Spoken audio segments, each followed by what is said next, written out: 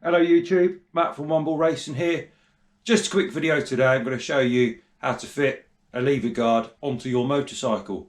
Now this is a compulsory thing from 2021. You can't go on a track day without one. It's a dead easy job, so I'll show you how to do it. Just laid out the kit, so we've got these two expandable collars, this little tensioner nut here, and then this is the lever guard itself. I've just had to pack it out a little bit with some washers. I'll explain why in just a second, it'll all make sense. But all you do is you chuck the smaller collar into the bigger collar like so. You place this little tensioner bit in here, rest that on there, and then we'll just bring the threaded bit through and we'll take a little bit of tension up on the threads, and then I'll show you the next step. So here we go then.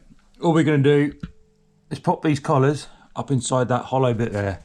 So let's pop this down over here,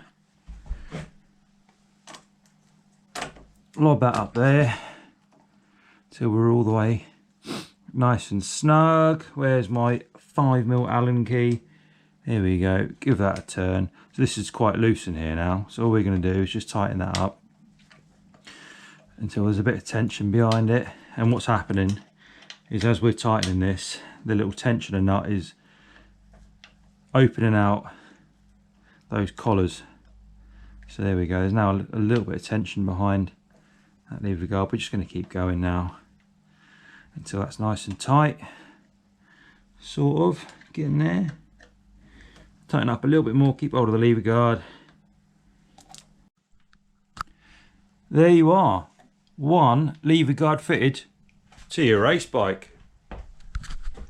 Easy, 5-minute job completed.